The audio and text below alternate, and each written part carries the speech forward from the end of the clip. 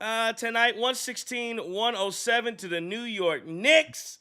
Just not enough. Come on in the room. Doc is our doctor. Writes out our scripts. He gives us our medicine in our room.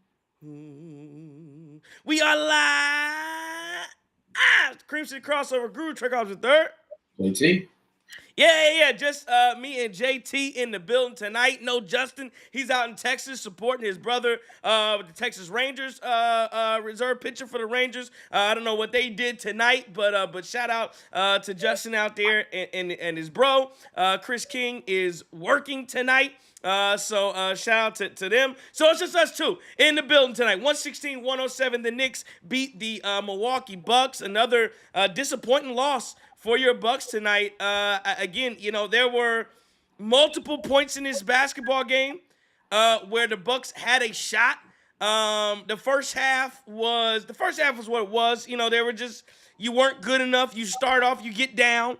You saw what Doc Rivers tried to do. We'll talk about that. Changing the defensive splits, which actually worked. I think it in some ways it worked a little bit, but in other ways it didn't. We'll get into why that happened. You were able to shut down Karl-Anthony Towns, but outside of that, their others stepped up in a big way. The Milwaukee Bucks others, you basically had three guys who played well. Four guys who played, if one had Gary Trent Jr. played okay. But outside of that, it was a pathetic effort from a lot of the Milwaukee Bucks tonight. Get at me on the Twitter at TCIIESQ. Get at me on the YouTube in the chat. We will talk. We'll talk this one up. Listen. I think there's not a lot of happiness right now within the fan base. If you're looking at us right now, you'll see that on the side of this thing, on the not the scroll, but the rundown here, we have apathy that we're gonna have to talk about because that's where we are right now. That's where a lot of the fan base is right now, and we're gonna be here. We're gonna talk you through it. We're going to talk you through it and figure out where we should be, what this should be. Because right now, John Tyson, I hate doing this, but I have to do it. I hate when people always say, if the season ended today, but I'm going to do it for the sake of argument. If the season ended today, Bucks are in the 6th seed. The New York Knicks are in the 3 seed. That's your first round playoff matchup. That was a playoff preview tonight is what you saw. And the Bucks were not ready for the New York Knicks. But we're going to talk about it. We're going to talk about all that. Let's start off with a game recap for the night. Giannis, 30 points, 9 boards, 7 assists. It just goes to show you how good Giannis Antetokounmpo is. Because tonight was, I don't want to say it was a bad night for him, but it was a ho-hum night for Giannis. And I'm going to give him, some of you guys may not, I don't know how you feel. Like some people always like to blame Giannis, some people don't. I'm obviously a Giannis fan. Tonight, Giannis came into this game 50-50 to play.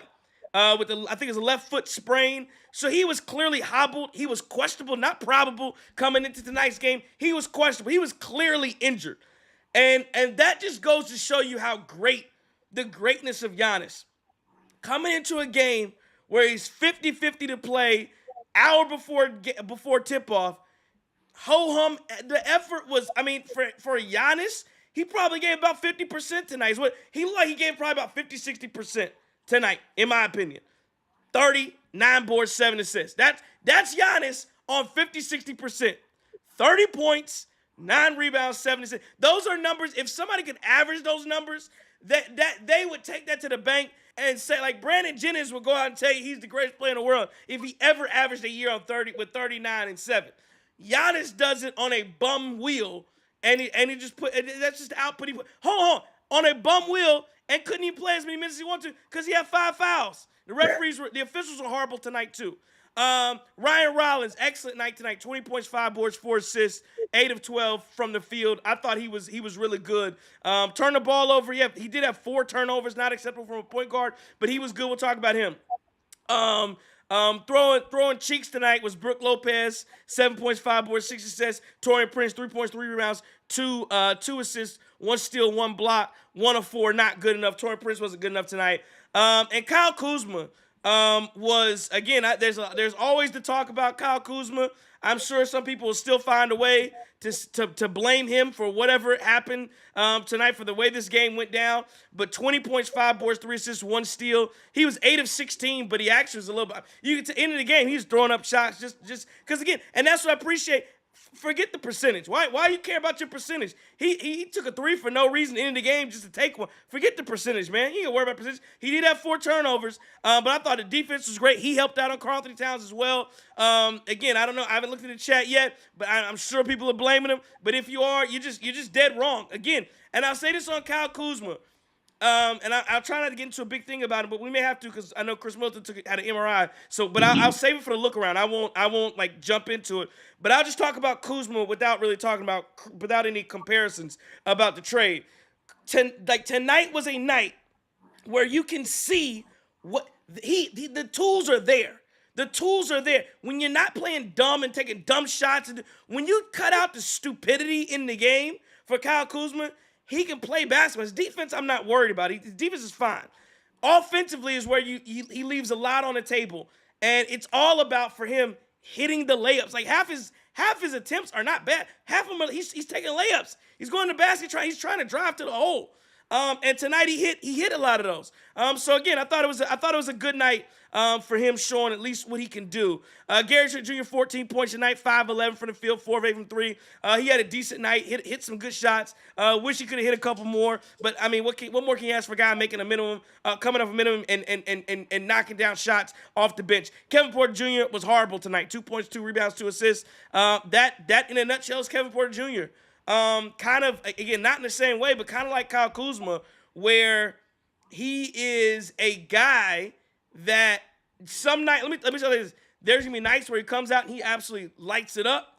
There's some nights where he does this, 2 points, 2 boards, 2 assists, and what do you have, 4 turnovers? 3 turnovers. He only played 13 minutes, 3 turnovers tonight. Not a good night for KPJ. AJ Green, again, 8 points, 2 boards, 2 of 5 from the field, ho-hum. Let's go to the Knicks side of things. 13 points, 14 rebounds, 5 assists, 2 steals from Josh Hart. OG Anunoby, 31 points, 2 boards, 2 assists. Karl Anthony Towns, 14 points, 10 rebounds. Excuse me. I had to sneeze there. Mikal Bridges, 26 points, 3 boards, 5 assists. DeLon Wright had a hell of a front. That was the fakest first quarter I've ever seen from DeLon. He's ass his entire time in Milwaukee. And then he scores 12 points in the first quarter, I believe, and doesn't score again. He wasn't good, but he had a great first quarter. Mitchell Robinson, 2 points, 2 rebounds. Landry Shamet lit it up late as well with 13 points. Tyler Kolek, 5 points, 5 assists tonight. And I'll just say this again. The game was lost. Not necessarily in the first quarter, but it was lost.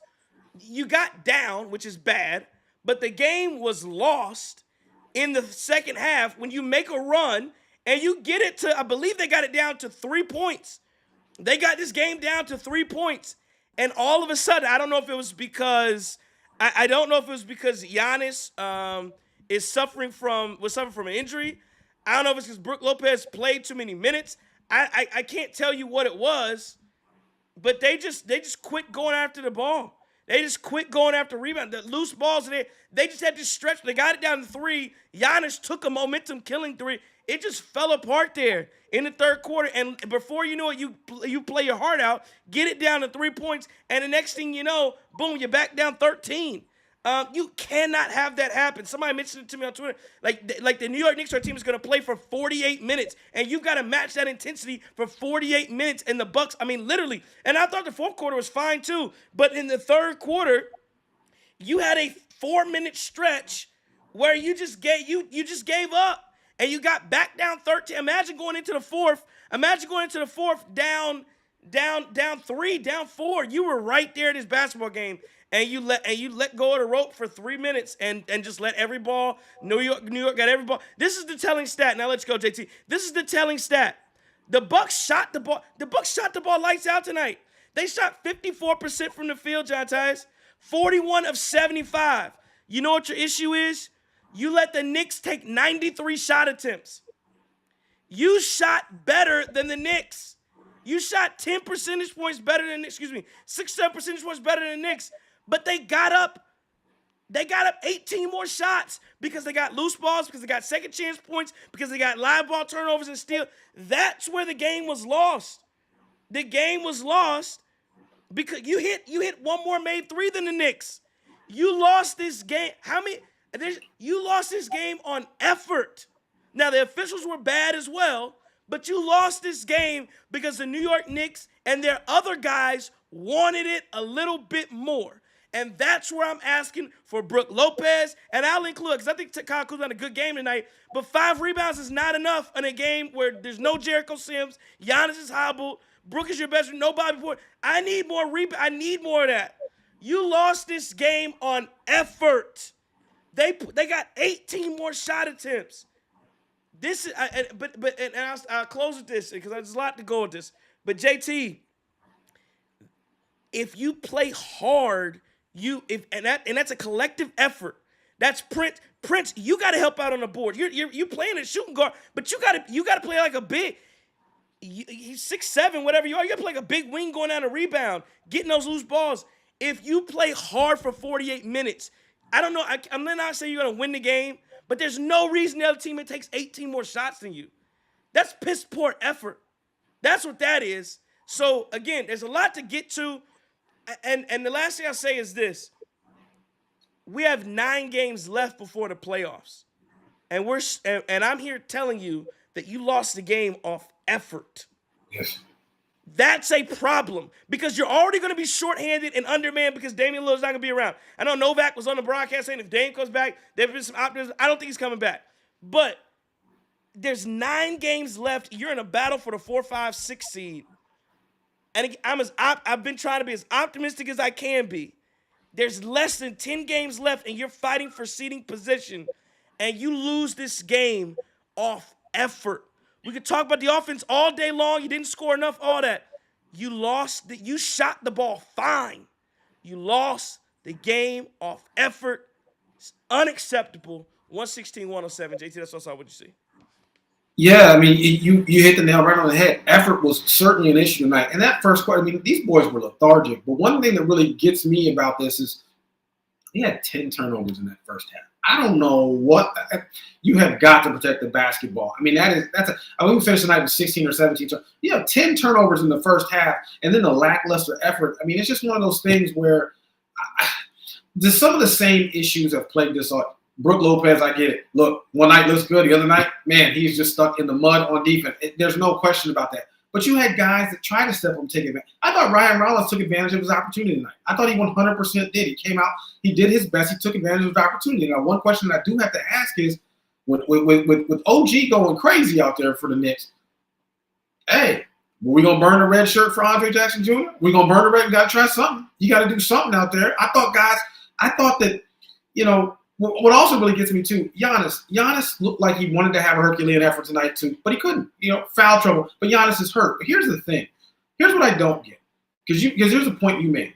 You talk about how there's 9 games left. We shouldn't be talking about effort. We shouldn't be talking about discipline. We shouldn't be talking about that. But at this point, we need to be refining stuff. If Giannis was hurt and got out there and played 17 points in that second half and was balling, he got in foul trouble, you would think that would be infectious and rub off on other people. Hey, the big dog is playing in the game right now. He could be resting. He literally could be resting. We could say, well, you know what? We're just going to go ahead and rest for the playoffs. Keep everybody sharp. Nah, he out here. He out here pulling this thing together. Let me get out here. Let me step this thing up. And it just doesn't feel like that happens a lot. This one, I agree with you, was frustrating because you talk about the loose balls, but you know what? The loose basketballs that we didn't get. But you know what's embarrassing? The rebounding. The rebounding is absolutely piss poor. I mean, when you have we had 2 offensive rebounds in that first half. And what do we do in the second half? We follow it up with one whopping offensive rebound. If you're going to win games at this point, and look, let's just call it what it is. Our guard position right now, it is a mash unit. We got Dame Lillard out. We trying to just string together, make something work here and there. Everybody's got to chip in. Wins are going to come in the aggregate here. And when that does not happen, I mean, this is what you're going to have to do to win. Because Giannis can get out there. I'm confident that he's going to give you damn near 40 points a game in the playoffs. Who else is going to match that intensity? Who else is going to give you what they can? Yes, we're all banking on Bobby Portis coming back and solving some of the rebounding issue, and Bobby Portis coming back and solving some of the offensive production issue from our bigs. You know, Jericho Sims is another one. But there's no guarantee that those guys back alone can solve all the problems that this team has. I would have really liked to see a bit more from Kevin Porter Jr. tonight, but I get it. I'm not gonna knock him. It kind of is what it is. I agree. This is a game we didn't have to. And then I know I'm all over the place here, but that fourth quarter, when they jump out, was it like a 16-5 run or something to start? It's just like, listen, guys, like you have to clock in. What are we doing? I got to put this a little bit on Glenn, because Glenn, why is your team coming out not looking prepared for 9 games left? We done this thing a whole lot. And you're telling me that Doc Rivers is the guy who last year got in everybody's face and was like, this is your role, this is your role, this is your role. We're not doing that anymore, Doc? We're not doing that anymore, Doc? We just shrugging our shoulders like, all right, guys, give what you got tonight. Is that our approach at this point? I don't know. But what I do know is we got to get this thing fixed, because I'm with you, Trey. I am an eternal optimist. But being a realist right now, we are all out of sorts. We're 4-6 over our last 10. Man, that can turn into 4-7 over our last 11. It can turn into 4-8 over our last 12. We got to get out the quicksand, because I do kind of feel like I feel like we're up to our ankles right now. Yeah, no, you're not wrong. But and again, the schedule should technically, I mean, it should turn around a bit for the Bucks as you're looking at this, because when you look at it, I know you have Atlanta coming up. I know you have I have to look at the schedule, but I believe the Bucks have the 6th easiest schedule coming up down the stretch. I believe the Pistons have I want to say like the 2nd or 3rd toughest schedule in the last 9 or 10 games. Maybe that's the Pacers who have. Somebody has a tough schedule. I can't recall. But yeah, you got to win games like that. William Moraine, shout out to the Super Chat, says, I'm trying to stay positive, but I think we need to come to the realization we aren't good enough. You have the Pistons beating the Cavs without their best player, but we haven't beaten a team in the top 3. William, you're not wrong. You're not wrong at all that about the Pistons, and they got to win tonight over the Cleveland Cavaliers without Cade Cunningham tonight. But I'll say this: Cleveland, for whatever it's worth, Cleveland's been awful in the last. They've had some really bad losses last 5. I don't know what's going on with them in the last week. I'm sure that people are still. I've never been a true believer in the Cleveland Cavaliers. I know we all have decided. And this is something I wonder. And I'm not trying to bring this to the Bucks, but I'm just saying. I know everybody wanted Kenny Atkinson. Everybody, they're like, oh, Kenny Atkinson. These last 2 weeks of the season for the Cleveland Cavaliers have been very bad. If Cleveland lays an egg in either the first 2 rounds of the playoffs, there will be some conversations had about. I'm just saying. We're gonna have to ask some questions about Kenny Atkinson and whether. And I'm not saying he's a bad coach. I'm just saying whether it's more Mike Budenholzer-esque, where they remind me a lot of, who was it? Was that like the 2015 Hawks or 2016 Hawks? That were like a really good team. Paul Millsap and Al Horford and I think Jeff Teague was on. They had like 4 All-Stars that year, whatever it was, and they won a ton of games. And yeah, they weren't really all that good. So I think Cleveland is good. I need to see it in the playoffs. But again, for what it's worth, William, you're not wrong. That is still a tough matchup to win without your best player. The Bucks have not found a way to do that. And they haven't. And they haven't won. So that's a problem. It's a problem when you look around the league. You look at the top teams in the East, and what are the Bucks now? What, 0-13, 0-12? I don't know what it is. You've lost to the Knicks every single time. Yeah. That it is a legit problem. Staying in the chat. IL says no. This is disrespectful to the fans. 16 turnovers. Chris King, shout out to Chris King, shaking his head after giving up 11 to the Nuggets. What's up, Tish? We see you. Quack Me 22 says we ain't gonna beat the Knicks with bum ass Lopez on the floor. Kung Fu Kenny says Giannis needs to stop shooting threes. NYC Demon says Giannis playing with by far the worst starting 5 in the NBA. You can't make me a star with a worse lineup. This shit is sad. I think that was NYC Demon as well, or I can't remember. I'm sorry, chat's rolling too. No, it's Quick Draw. I want to make sure I got it. Quick Draw McGee was the one who did tell me, so my bad. You were the one on Twitter who told me you had to play the Knicks 48 minutes, and I agree with you. The Knicks are a 48-minute basketball team. You got to win. I see Todd in here telling me that the Bucks. Todd, again, I can't see the chat. I don't remember exactly what he said. But Todd's in here saying that it was a talent issue and not an effort issue. I totally disagree. I totally disagree. You lose by 9 points when you stop Karl Towns. Listen, you got 70 points between Kuzma, Giannis, and Rollins. You got 70 between them. It's not. I mean, I get it if you want to. And I know Todd doesn't think the roster's as good as they are, but you can go down the roster. You tell me whatever you want to say. The Milwaukee Bucks outshot the Knicks tonight. They lost. You can't tell me it was talent tonight. And again, if you want to argue they're more talented, that's fine. But you can't tell me it was talent tonight when the Knicks put up 18 more shots and shot the ball worse. And didn't. Let me see the turnover battle. We had 16. New York had 8. Look at the points. Look at the points IQ. off turnover differential. Look at the points off turnover. I mean, my goodness. Like, yes, but JT, and half of again, I'm not saying Knicks don't play good defense, but half of these, Brook Lopez is throwing behind his back for no reason. There's no reason you're down 12 and throwing behind your back. Like the Knicks, they wasn't just like, that was a great defensive play. No, Brook was being an asshole. Like, why are you throwing behind him? Torian Prince is going down the hole. Gary Trent is wide open behind him, and it's like, you know what? Behind the back. Like, again, if Kuzma was doing that, I go, okay, Kuzma, calm down. Kuzma wasn't stupid tonight. Kuzma was not stupid. Like, that's the one that gets me, is you have the guy who plays with low IQ and does the stupid stuff, and he didn't even do it. When we finally rein him in and he doesn't play like that, then I got Brook and Torian Prince doing it. Right? Well, okay, Todd, efforts playing stupid, however you want to say. My point is, some of those were unforced. That's all. They were unforced errors. And I think you're right, Io. We're talking about more Andrew Jackson Jr. Like, this is a series where if this is the series, you may have to put in some energy and have Andrew Jackson Jr. in the game. Because Josh Hart is, and I'll say, and I liked Doc. So what Doc Rivers tried to do tonight was he recognized that Brook Lopez cannot play Karl Towns. And that's why Karl Towns only went for 14 and 10 tonight, because Giannis defended him. So what did he do? He put Brook on Josh Hart.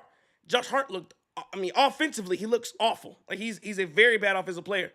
But he does all of the dirty. He does the dirty work times 10. Like, that is what I wish Kyle Kuzma, again, he's not going to be what Josh Hart did, but that's how Kyle Kuzma needs to play. Like, he scored 13 points, he got 14 rebounds tonight. He does all that off of rebound. Like, y'all, and that's why everything you guys tell, because what the first refrain with Kyle Kuzma was, well, they're not guarding. They don't play defense against him, so you got to take him off the court. We had Brook Lopez doing whatever. Josh Hart was running around doing whatever he wanted to do. The difference was the Knicks put Josh Hart in position, and what they did was they got Brook Lopez, especially in the first half, they got him involved in every single set and got him moving around and got the ball moving. And again, and now they also hit their shots, which is big. But they were able, Josh Hart, I don't know that he took a jumper all night. And he had 13, 14, and 8. So you can be effective without having some jump shot. I know that's what everybody believes. You got to have this jumper. You got to have all this bag. Josh Hart don't have no bag. It's all effort and hustle and want to. All that. Well, I 100% agree with you. It's you can't dispute that. You certainly can't dispute that. The thing is, what the Knicks have, like 6 players in double figures tonight? They had, I guess where I'm frustrated at is when you start talking about 5 players, but yeah. They had 5 players in double figures tonight? Okay, you're right. No, 6. You're right. 6. I thought it was 6. Yeah. What frustrates me about this too, though, is all right, so Knicks got Josh Hart moving got Josh Hart doing a lot of different things.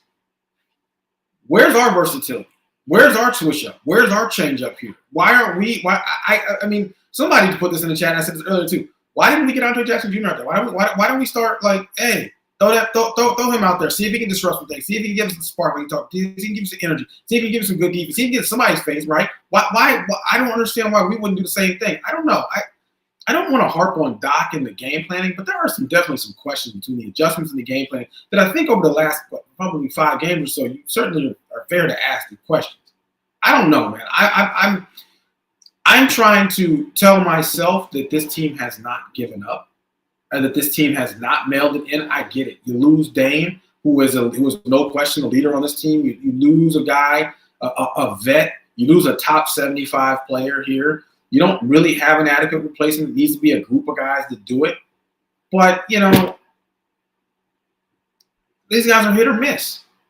It's just it's frustrating. I am worried.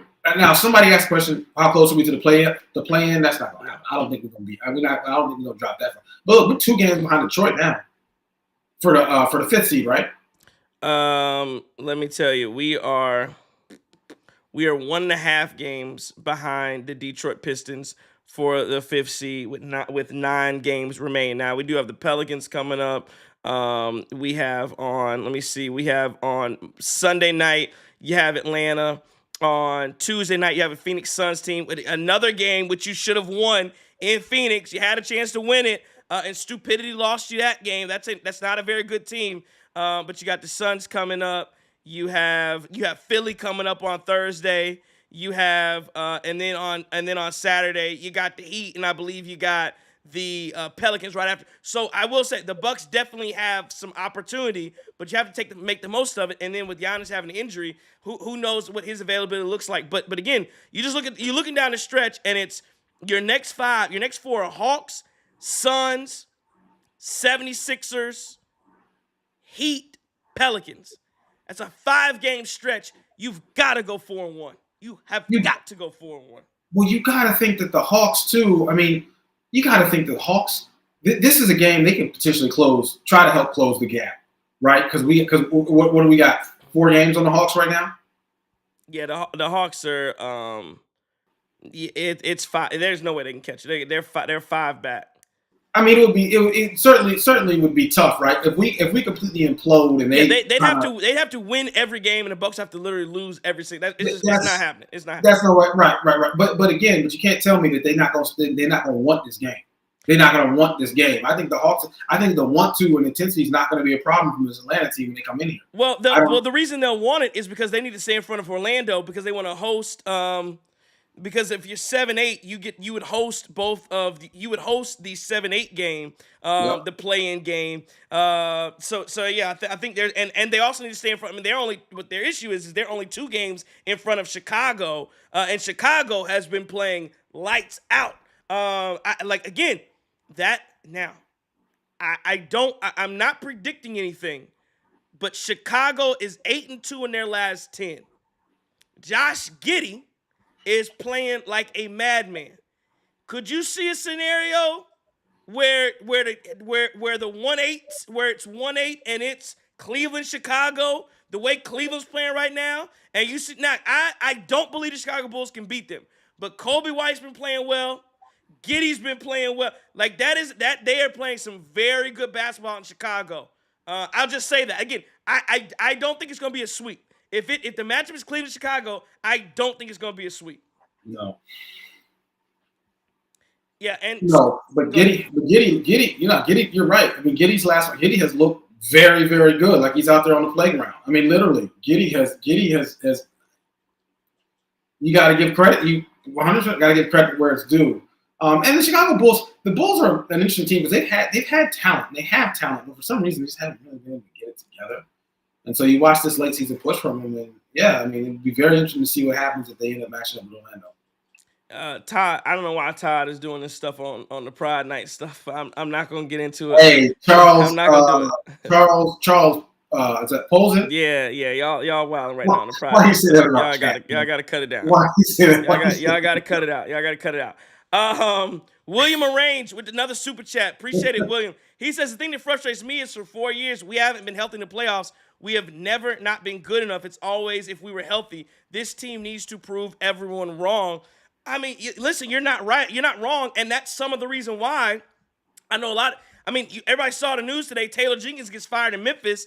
It's so interesting too, like how everybody believes that this is like this big thing where everybody believes that the people on coaching staffs and other players are better than the guys that are on your team.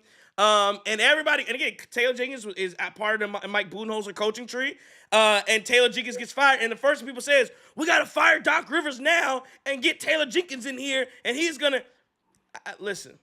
This is the fire Taylor Jenkins is so insane because he gets fired with they have 9 games left in their season, I think, as well. He gets fired. Don't you think that where are they in the standings? Let me just check something. Let me go to the West. The Memphis Grizzlies are 5th in the standings right now, out west. Playoff team. Fired Taylor Jenkins. 44-29, same record as the LA Lakers. They're they're a game and a half, out of third in the West. And they fired their coach with 9 games playing in the regular season. Now, I like Taylor Jenkins. Why would I believe that a team that has fired their coach with 9 games, this is worse than Adrian Griffin. At least the Bucks fired Adrian Griffin in the middle of the year. You fired this your coach. This is equally as foolish. Oh, like this is foolish. This is equally as foolish by firing him. Correct. At this point. Correct. But why in the hell? But there has to. But again, there has to be something going on.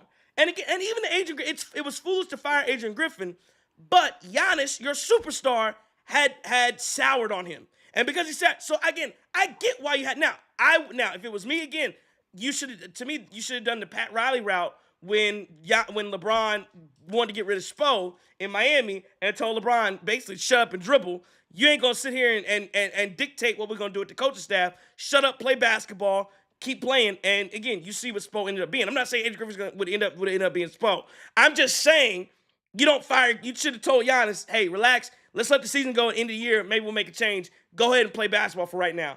But the Grizzlies same thing. You have 9 games left of your season. You fire him with 9 games left. I mean, again, you're punting on the year. But my whole thing is, why then would you come back? Why, if you're a Bucks fan, why would you see that and go, you know what?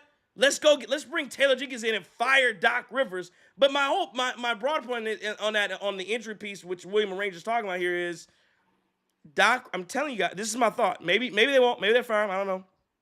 Doc Rivers is going to get the exact same excuse that Damian Lillard has and that Giannis has, is that everybody's been hurt every year in the playoffs. So as much as you guys don't like Doc Rivers, and as much as you don't think Doc Rivers is a good coach and he can run better offensive sets, and he's lost in the old days of coaching basketball, especially offensively, he's going to get the same pass that the superstars get. Because at the end of the day, I feel the same way about Giannis and Dame. They didn't play together in the playoffs. Doc Rivers is going to get the exact same. Doc Rivers is going to get the exact same. This is the exact same excuse. By the way, Charles Posey is watching tonight. Look to the chat and see his reason for why Taylor Jenkins got fired. That's funny. On his Ame Udoka. But yeah, I just the thing is, can you legitimately use that excuse again if there's another first round exit? Well, Dame wasn't healthy.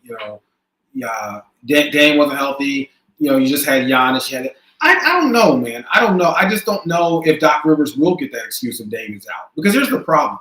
You can say that Dame was out, they didn't have their guys. Okay, so you're telling me that next year when everybody's a year older that you're going to get – that there's a higher potential for a different result. I'm not saying that at all. I'm not saying that at all. I'm just saying that it is – if you're going – because again, if you ask me about the what happened with Dame and Giannis and why did this not work – my answer would be they were hurt. Either one or the other was hurt in the playoffs. I never saw them play in the playoffs. That would be my answer. So I'm just saying, I think it would be tough to then say, well, why did Doc Rivers not work? And I go, well, he never coached his best players in the playoffs. That's the answer. Whether you like, again, I'm not saying whether I think Doc Rivers is a good coach or a bad coach. Rick Hamilton says Doc is 59 and 56. You're correct. Adrian Griffin was 30 and 13, by the way. But I'm not saying whether he's a good coach or not. I'm just saying this is my mentality.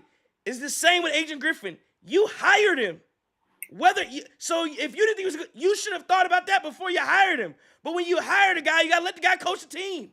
That's all I'm saying. Again, you've already made the hire. It's the same thing with the Kyle Kuzma thing. You cry about it all the way to the bank. You already made the trade. Okay, I'll wait to be shady until we get to the look around because guys about to be in the hospital and we still talking about this trade. But I will reserve myself a little bit. But go ahead.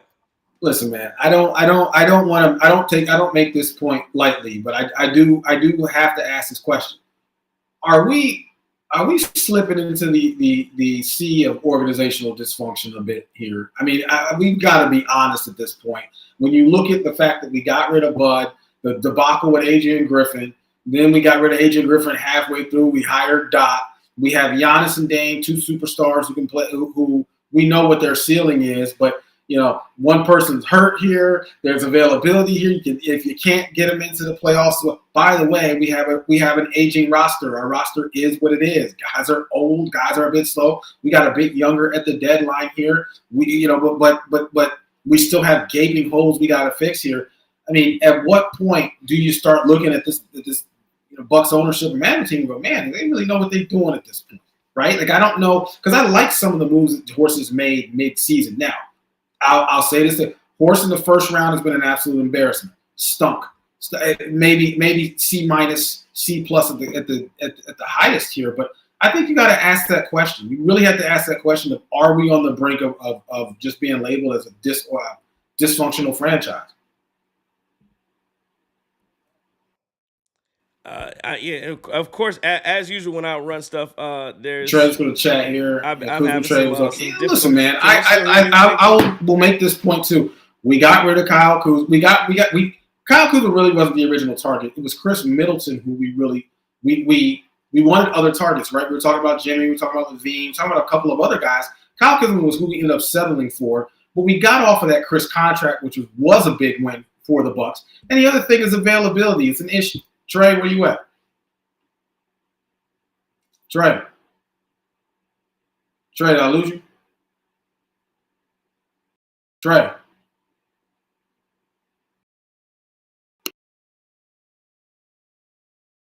Chris contract, which was what?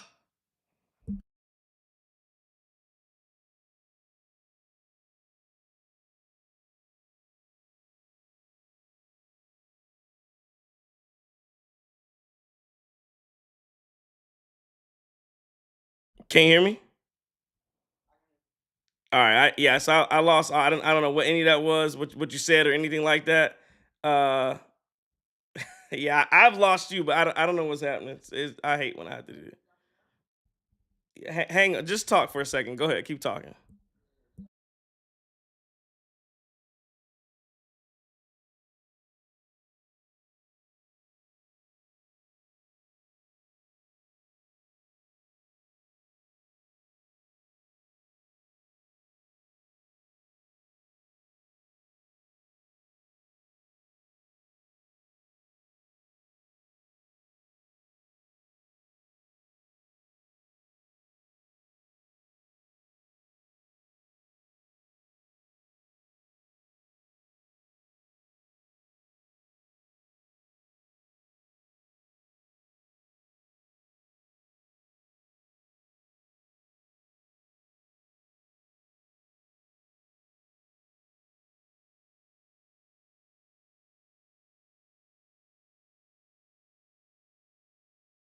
All right, hey John, they can't hear. I don't know what's happening, but they can't hear you. So I'll just go.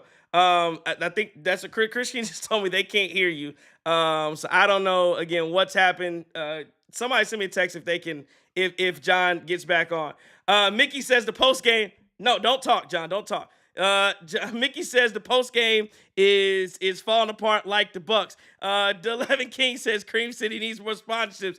Damn. So again, Todd says looks like it's just a silent guru now. John was giving some excellent points. I think it's just me on right now. I don't know why that is or what happened. But I'll keep rolling with this thing. And if I can fix John's stuff at some point, I will try to do that. Chris Key says, JT, don't talk, John. Please stop talking. Because only I can hear you, and it's messing me up. So I'll try to fix it a little bit. But okay. So, but getting back to it. Let me start here with apathy. That's where we are right now. That's what I'm seeing from a lot of the fan base, and even from the team for a little bit. And that's my question right now. If you look up what apathy is, apathy is a state characterized by a lack of interest, enthusiasm, or concern, often involving a diminished ability to feel or express emotions. You don't get apathy from me because I come up here every single night and I am expressing the emotions and trying to see how much this team can give you. What we are seeing apathy from is from a fan base. And it's bled into, well, I guess it would start with the team, and it's bled into the fan base, because that's what we're seeing a lot of at this point, is people who do not care. And that is a big problem right now. Daniel Joe says, I'm here, clear out the roster. And here's the thing, Nicholas, because Nicholas said something about the Kuzma trade. I said I wasn't going to do it because what's been happening on the show for the last 2, 3, 4 nights that we've done it is what is actually taking place is we've let the chat dictate in some scenario. We've let the chat kind of dictate where the show is gone. And tonight I'm not gonna do that. So or at least I may, but it's gonna have to wait till the look around. So Nicholas, if you want to stick around till the end, I will then get into, especially the Chris Middleton news, and I'll tell you why the trade. Where again, if you were riding high, the people who thought the trade was bad, you had 2 weeks of riding high, and it's over. That went by the wayside in 2 weeks. So that is what it is. Hermit James says we're in a post game show talking in chat. I think we all care. No, you guys care. No, I'm with yes. There's a group of people who definitely care.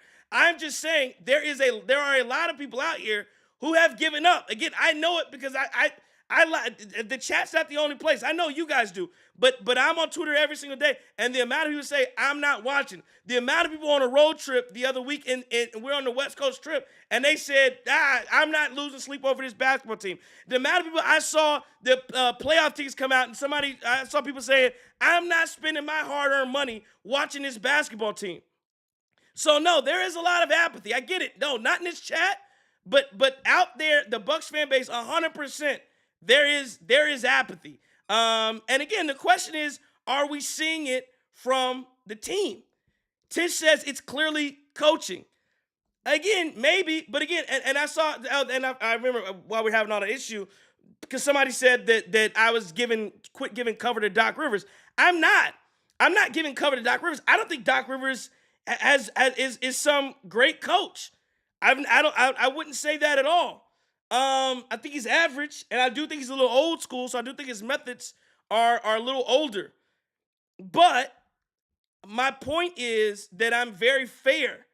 And if you're going to be fair and talk about this in a fair way, I can't say that the reason that Giannis and Dame pairing hasn't worked is because I haven't seen it in the playoffs, and in the same breath say that it's all Doc Rivers' fault. I mean, that's what I'm saying. That's what I'm asking you guys.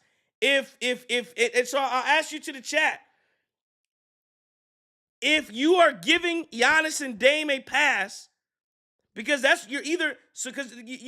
point is you can't have it both ways. You're either going to give Giannis and Dame a pass, Giannis for being injured, or Damian Lillard for being injured in the playoffs last year.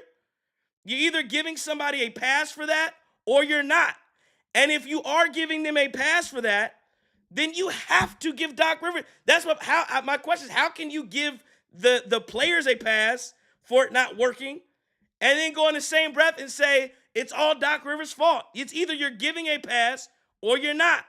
Iron Man Clan says nostalgia's what killed this team. Y'all back going to the Chris Middleton trade, I'm assuming. Which again, I definitely agree with. Charles says we got Giannis for 13 games max. Totally disagree with that. Again, he's under Bucks control. Again, unless he asks out, which again, I just don't see Giannis as an ask out guy. I really don't. Apathy all you want. I don't see him as an ask out guy. Not at all. Let me see. Chris King is texting. I'm trying to see if I can. He says leave and join in again. I don't know if he's still there. Here's what I'm gonna try to do. I'm gonna try to do this in real time. JT, I'm gonna try in real time to copy you and put you back into the camera here. So let's see if I can do this in real time, and we'll see if this works. If it doesn't, it doesn't, and I'm just gonna keep going. If it does, it does. And let's see if we can get it here. Let's see if I can work some magic in production. And I don't think I can. Oh, talk, JT. Yes, sir. All right, now chat. You tell me if JT is back. Because I can't see nothing on mine, but I can hear we can rap, but you guys tell me if JT is back. I don't think he. Well, I don't think he. I see you, but I don't think you are. because I'm looking To at the be live honest, chat on my phone right now. Hey, I think it might be in the building. there we go. All right, man. What All right. a that is production at its finest. And I'm not even the producer out here. Triple double, no assist. Go ahead, Adding JT. value, sir. All right, You're go ahead, adding JT. value. All right, go ahead, JT. You go. You good. You good. No, you're definitely you're adding value, and I know we've been kind of going a bit all over the place here at this point, but yeah, we oh man, a lot of really good comments in here though, and I think I think let me not say this. I think there's a lot of people in the chat and on Bucks Twitter who are voicing concerns because they legitimately care, because all of us know what this team is capable of, right? Or at least what this team was capable of. I do think our ceiling has lowered a bit, obviously, with the injury to Dame. But one thing that I think makes every Bucks fan sick is when you see this team come out and there's a failure to compete. You can get outclassed, you can get outcoached, you can have better talent. That's one thing. But when you like we talked about earlier, when this team does not compete, when you get 2 offensive rebounds, when you get no loose balls, when you literally get out there and have 10 turnovers in one half, like you don't give a damn. When you have an 18-shot differential between the two teams, right? That is what makes Bucks fans crazy. That's what drives Bucks fans crazy here. It's not so much about, oh, they're better or, oh, they have a better coach. It's when you see this team not play up to anywhere near its potential and you don't have a single explanation as to why.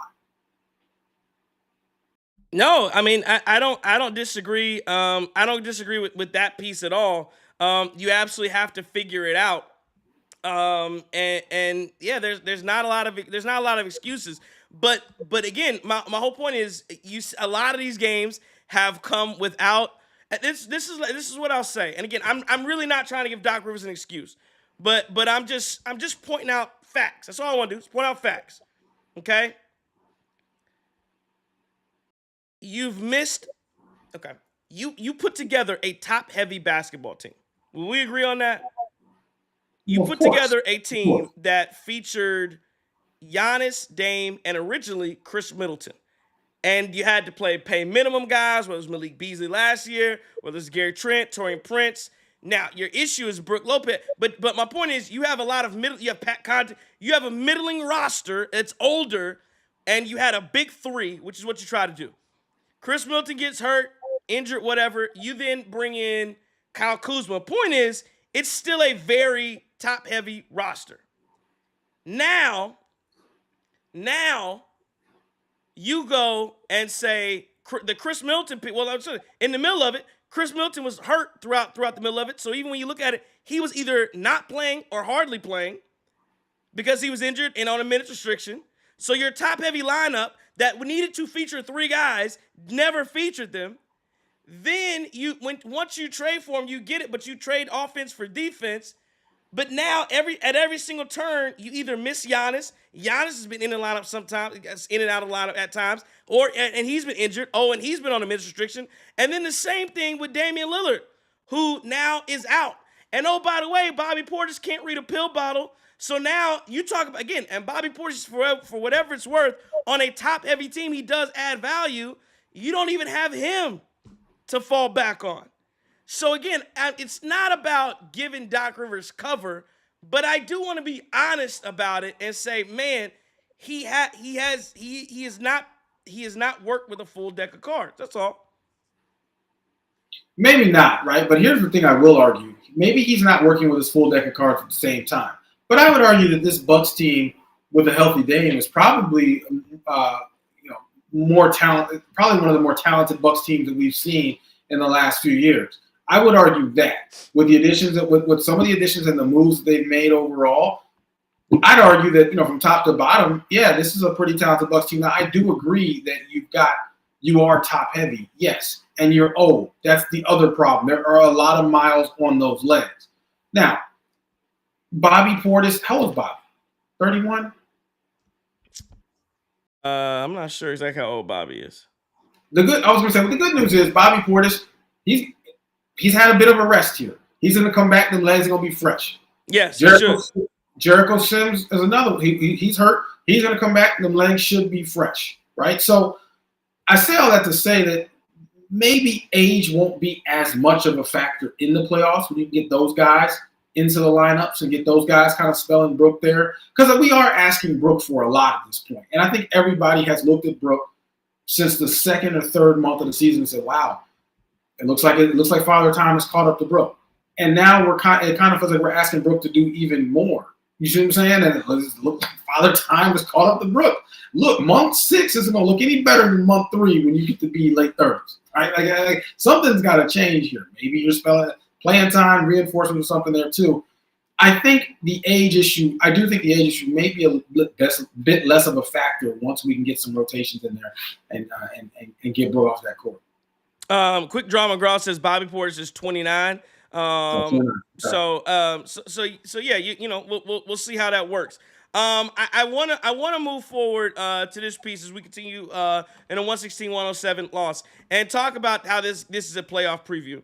JT, you saw what Doc Rivers did, and I thought, and for the record, I thought defensively, again, the Knicks are missing Jalen Brunson.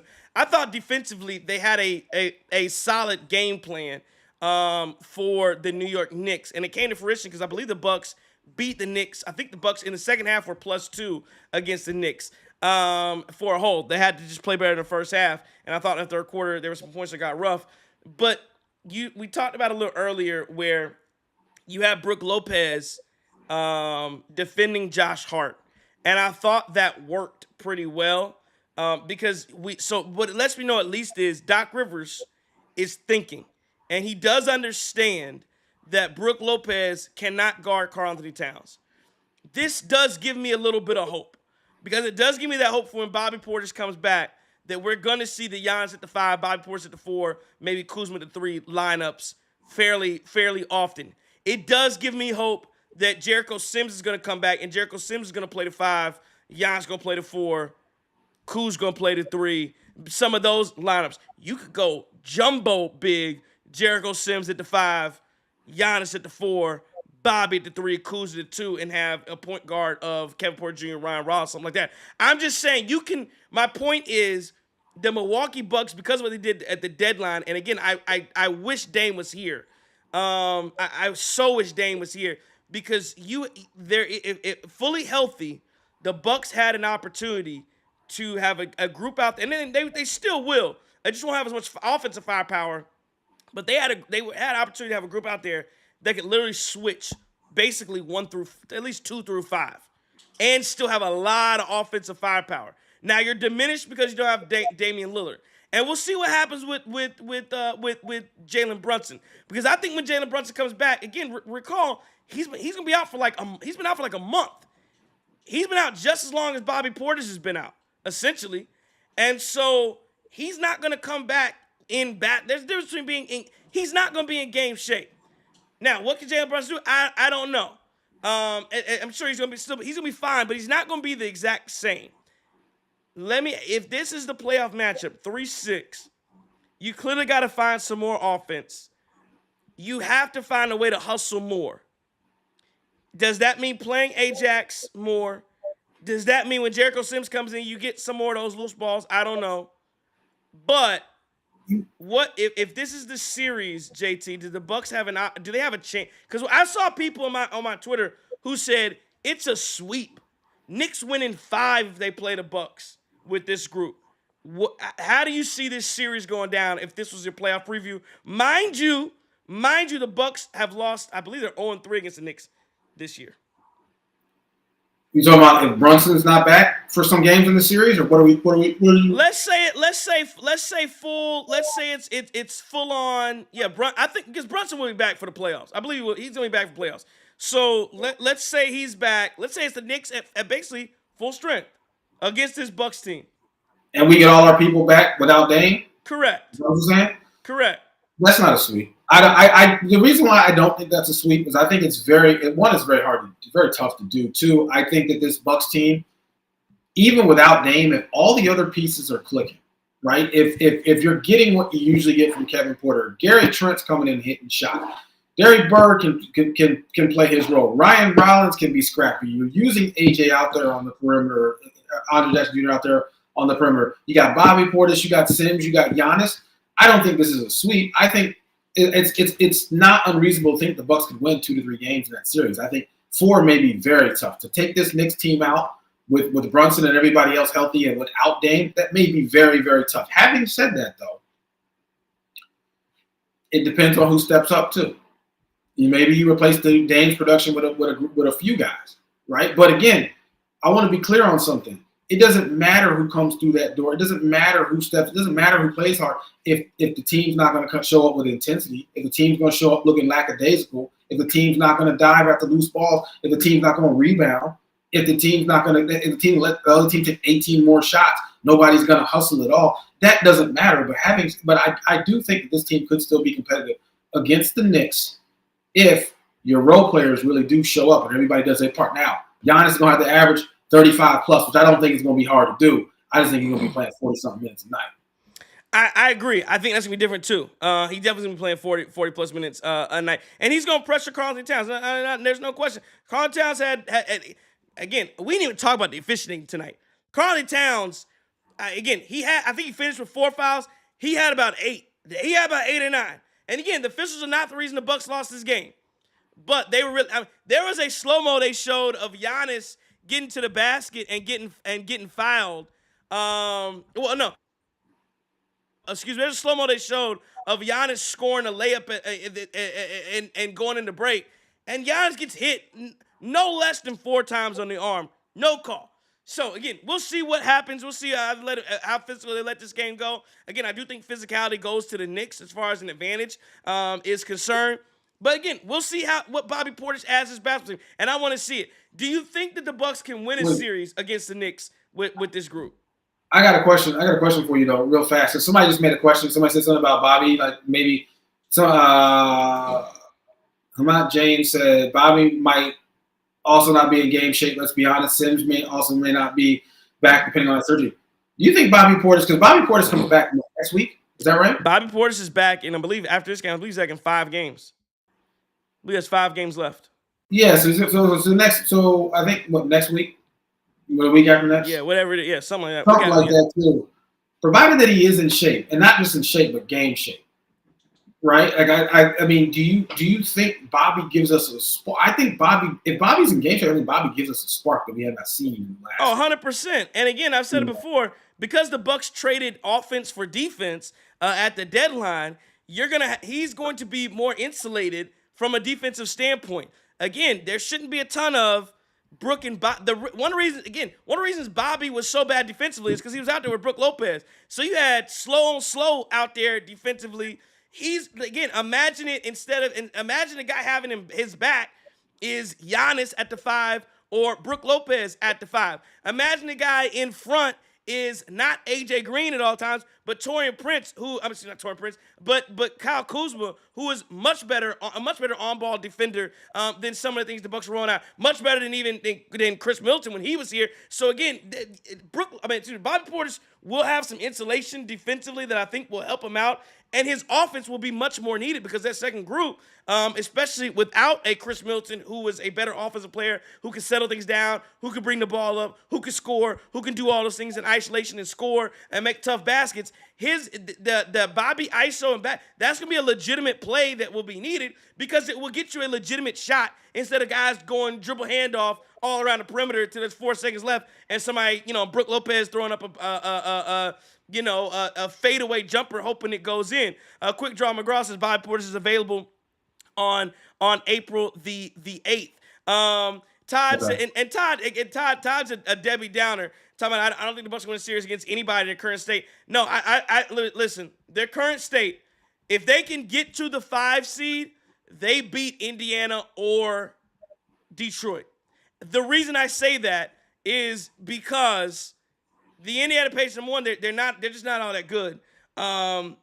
Fake team.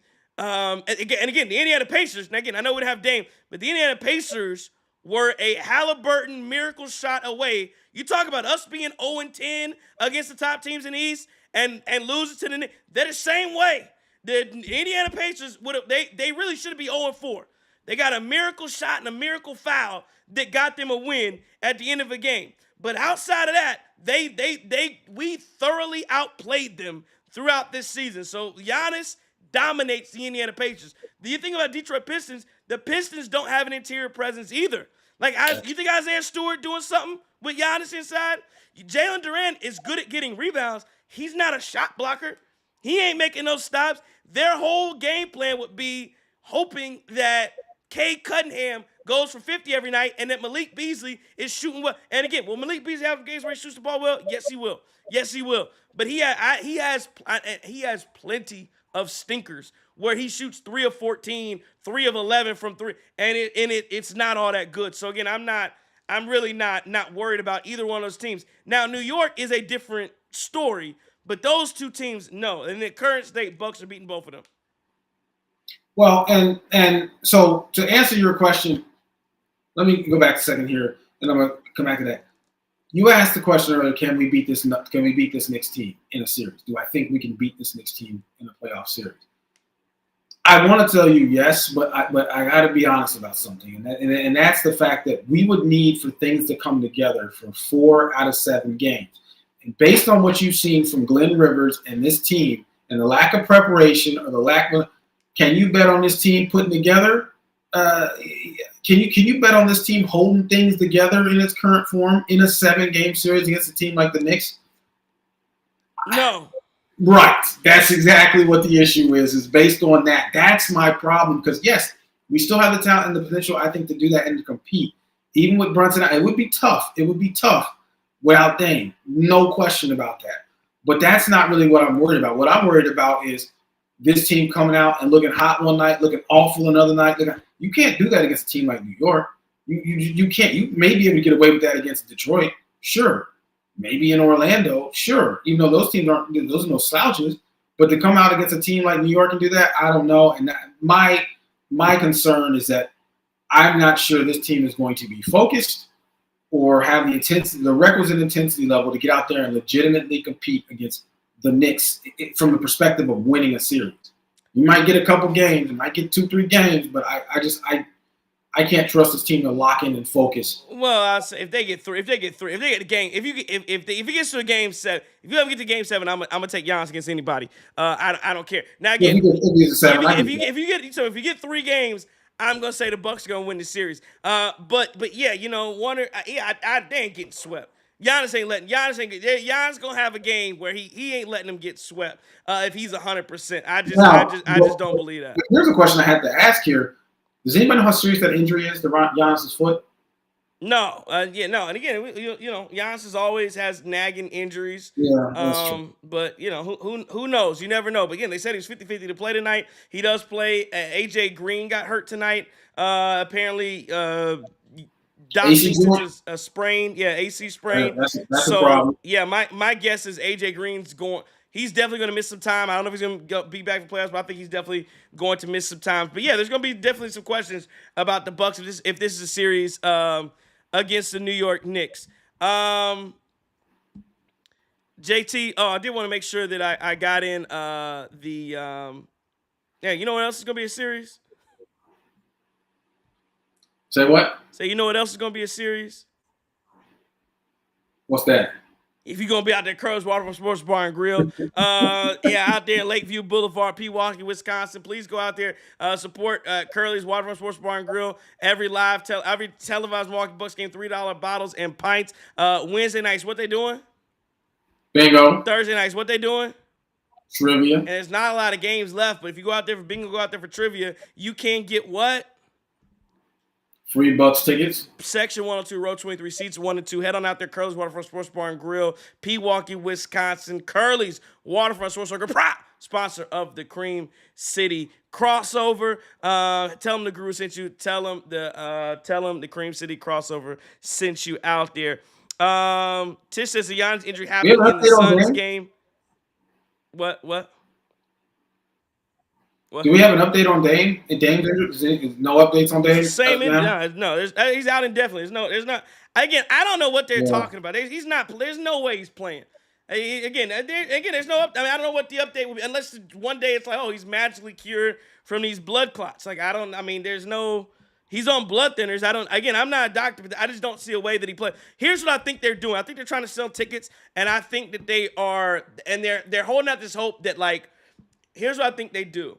They'll go, oh, his season's not technically over, because 3 months it would be June, and magically if we made it to the finals, he could technically come back. So with his optimism, he could return, quote unquote, this season. And so yeah, they get to the finals. Could Dame maybe come back? Sure. Are they going to the finals? Yeah, and maybe if Jason Tatum sprains the ankle, and Jaylen Brown sprains the ankle, and Donovan Mitchell sprains the ankle, and Evan Mobley sprains the ankle, and Jalen Brunson sprains another ankle, then maybe who knows where the Bucks end up. If that doesn't happen, it's probably gonna be lights out for the Milwaukee Bucks. Todd saying there's never been a player who's come back the same season from blood clots. Yeah, I don't disagree with that. I don't think he's coming back. I just don't. Nah, and truth be told, I mean, it's not. Look, you got far more important things to worry about than basketball at that point. You got blood clots like that, so get well soon, Dame. Certainly hope he heals, but more importantly, look, this is very serious. You got to keep him safe. And I saw 3 to 6 months. And, okay, all right. So Dame's out. So. Yeah, I mean, look, this is going to be the Ryan Rollins, the KPJ, the Gary Trent Jr. show. We're going to need all these guys to do their parts and step up. We are, but I just implore, Doc, can we take the red shirt off Andre Jackson Jr.? We have to. Yeah, I have to do it. Like, I just don't see. I don't know what the game plan is and why you're not, but you have got to put Andre Jackson Jr. back in this rotation, especially with some of the palpable issues that you're seeing in intensity, hustle, all of that stuff. I get the sacrifice on offense. I really understand that. But you got to give him some minutes. So, Doc, if you're listening, which I know you're not, find some minutes for Andre Jackson Jr. and throw him out there in that rotation. Well, you don't know who's listening, JT. That's true. Let's go. That's true. Okay, we can't tell the folks. We can't preview the upcoming. We gonna go ahead. Nah. We'll keep it secret. We'll drop it. We'll drop it tomorrow. Yeah, we'll drop Bucks royalty. I'll just tell y'all that. We'll drop it tomorrow. We got some good stuff coming up from the Cream City crossover. Let's go to the Twitter before we go to game balls. You guys in the chat, start thinking of your game balls and who you're going to give them out to. Let's see. From the Twitter, @diehard says 3 bench players once again. Why not play Tyler Smith, Andre Jackson Jr., or anyone else? What they're doing now clearly isn't working. Another shit performance. Refs were terrible. Doc fails to challenge on Giannis' block and killed the energy and momentum. Time to fire Doc. Again, this is I get it, but again, I hear all the calls for firing Doc. Let's wait till the end of the season, man. Like, we're not. Like, why would you fire? You talk about organizational dysfunction. What? Let me ask you. And even if you want to say let's fire Doc, what good organization fires 2 coaches in the middle of the year, back-to-back years? Tell me. Just explain that to me. You don't do it. That's the pain cave. What good? Right. What organization fires their coach 2 years after a championship? It's just not a. Again, I get it. I get people don't like him, but that's not what good organizations do. Again, if you don't want him, you shouldn't have hired him. That's where to start. If he wasn't going to be your guy, don't hire him. But once you hire him, you got to let that process Mike Thomas had a couple of so years, but organization, you want the organization that continues to function, and that's what they do out there in Pittsburgh. The thing about Mike Tomlin, though, you know what I'll say, though? He's had some so years, but he's such a good coach that they don't have bad years. You're never going to see the Steelers go 5-12. You're never going to see the Steelers go 4-13. The floor is only so low under a guy like Mike Tomlin or John Hart. Yeah, that's the difference. Yeah, no, exactly, and he's gonna keep it there in the middle of the road, and they're gonna get to the playoffs. Just William KE says season is most likely over. This team will be lucky to make it out of the first round. Dame and Milwaukee just never worked out. Again, that's where I don't go. Dame and Milwaukee just never worked out. They never played in the playoffs. I'd be interested in seeing him this offseason. But is he technically right, though? Like, correct. It never worked out because they never could get on the court at the same time when it mattered. Correct, yes. But that's not the same as what's happening in Phoenix, where Phoenix, they're playing and they're just ass. Our guys never played. Like, that is not so yes, technically you're right. Dame Milwaukee never worked out. But, again, I don't know. He's going to make $50-some million next year. I don't think they're going to be able to. maybe they try to trade him. I don't think they do. I don't know. I don't know if there's a trade out there. I don't know that. Again, I don't know. How are you trading 50? And Todd said in the chat, how are you trading $50-some million? You got to get $50 million back. So trades don't work like that, where you can send money out and don't take it back. So you got to get the money back somehow. How are you doing it? The book isn't, by no means is the book closed on Dame at this point. We don't have enough information. We know we've got this injury, and we're waiting for it to heal. He could come back and be just fine. Look, I think in a perfect world, Giannis and Dame would get at least one more year before you really have to make a decision. I hope that's the case. Having said that, wow, Daniel Joseph, wow. I'm looking at these comments now. See, this is why I can't talk about these comments. Those are my favorite. Yeah. You want to chat crazy. Yeah, staying on the Twitter here. Sunk345 says it's noticeable the effort difference. The Knicks just have guys who want it more night in, night out. Josh Hart alone has more hustle than 90% of the roster combined. I agree with that. Drew Barringer says, hard to see this team winning more than one game in the first round against the Knicks. Going to be 3 straight seasons with the first round exit. Going to have to be some tough decisions this summer, or they'll blame injuries again and run it back. And again, those tough decisions, I think they're going to be Bobby Brook-ish decisions versus Dame Giannis decisions. Like Seraph says, coaching and the system are the issue. Bucks owners should grab Taylor Jenkins and his player and develop staff ASAP. Doc has put an archaic offensive system and defensive principles to stick to the paint while not being effective in deterring drives are the problem.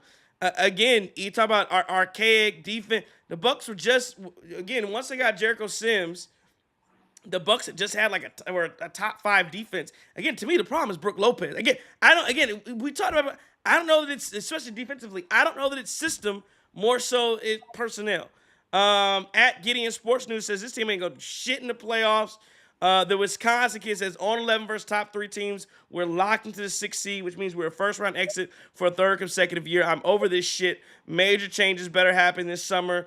I still don't know if you're locked into the 6th seed. I don't know about that. At Freeman Flash 31 says we're mid. That's what it is. Let's do a couple more here. Rated R Noop, our guy Justin, says we need to get healthy and fast. Appreciate it, Justin.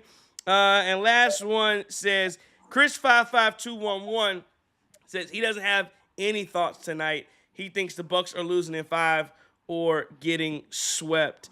Let's go ahead and do game balls. JT, where are you going to game ball? Man, tonight, just because it was a stinky effort, it was terrible. Listen, I got to be a bit more mature about this because I don't want to give game balls to anybody. But if I'm going to give game balls tonight, I'm going to give it to a fella that definitely took advantage of his opportunity tonight, who I thought played very, very hard. I thought he stepped into the point guard role, and I thought he did a decent job tonight. My game ball tonight goes to Ryan Rollins. AKA? I still at work. I still out of work. Doesn't matter. Either way. I swipe things, sir. Basketball sometime, toothbrushes another time. It's all good though. Put your faith in me because I'm Ryan Rollins. I stepped up. Okay. Good deal. I'm gonna go game ball for me. Okay. Oh, okay, my bad. AKA. You good, go bro. ahead. No, give me another. AKA. You good, brother. I'm just saying. I can go offense, I can go defense. I can do a little. I can give you a little something on both sides, sir. AKA, this is my what, second pro team? AKA is my second pro team. I'm having an impact. I'm showing y'all I belong. AKA y'all gonna cash me out eventually. There you go. AKA y'all gonna pay for taking too damn long to make this contract to go ahead and take me off this 2-way contract. Okay. Anything else? AKA, one more. You good? I'm good. All right. I was about to say something ignorant. I'm like, all right. I'll be ignorant for you. You know me. You got to win to get in. And I'm gonna go. Oh, come on now. Come on. Go. You know me. You got to win to get in. And again, I said at the beginning that this game was lost on effort. I remain steadfast in thinking that. My game ball goes to Josh Hart tonight. 13 points, 14 rebounds, 8 assists, 2 steals, 1 block. He was 5 of 8, and again. They got 18 more shots up than the Bucks. He had 14 rebounds tonight. That's what happened. So Josh Hart gets my game ball. Josh Hart, a.k.a. All Heart, just like my last name, aka another light skinned assassin, aka rebound is my game, aka Boardman gets paid, aka bucket low like fuck it though.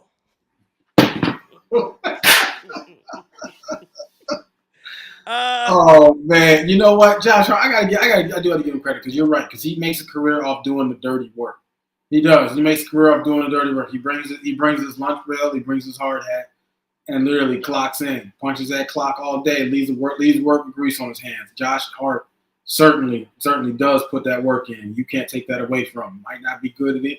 Might not be great at anything, but he's good at a few things and better than average at others. And that'll do it, man. That'll certainly do it. So. Credit given to Josh Hart, I get it. As long as you don't give it to OG.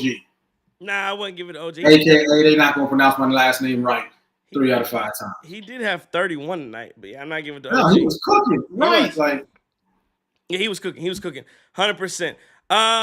Good stuff. Let's take a look around the NBA this evening and see where things landed. Bucks lose 116-107. The Pistons, big win for the Pistons. They are 42-32 tonight. 10 games over 500. Well, I gotta check the standings one more time. Oh yeah, wow, how we still a game and a half behind. We're only 40-30. Okay, I'm trying to figure out how that works. But okay, Pistons win 133-122. Raptors beat the Hornets tonight, and the Clippers beat the Nets. So short night tonight. Oh no, there's more games. Clippers beat the Nets. The Warriors beat the Pelicans 111-95. Suns lose again 124-109 to the Timberwolves, and the Nuggets destroy the Jazz tonight 129-93.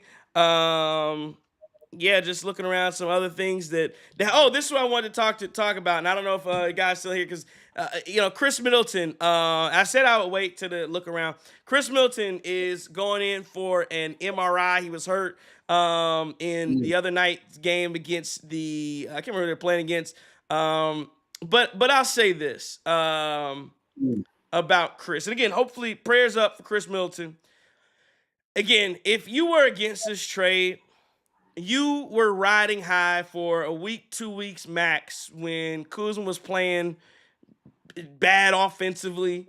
And, Chris, I know the Wizards won a couple games in there, and A.J. Johnson had a couple highlights here and there. Listen, I'm just be honest, if you thought the trade wasn't necessary, you're just dead wrong. And in retrospect, even if you thought the trade was bad, the trade looks even. If Chris Middleton, I hope this isn't the case. If Chris Middleton has a torn ACL, if there is a meniscus tear, if there's some actual structural damage in his knee, and he has to go get surgery again this offseason, there's no way you're against this trade. Because what this did was get the Bucks underneath. Because here's what happened.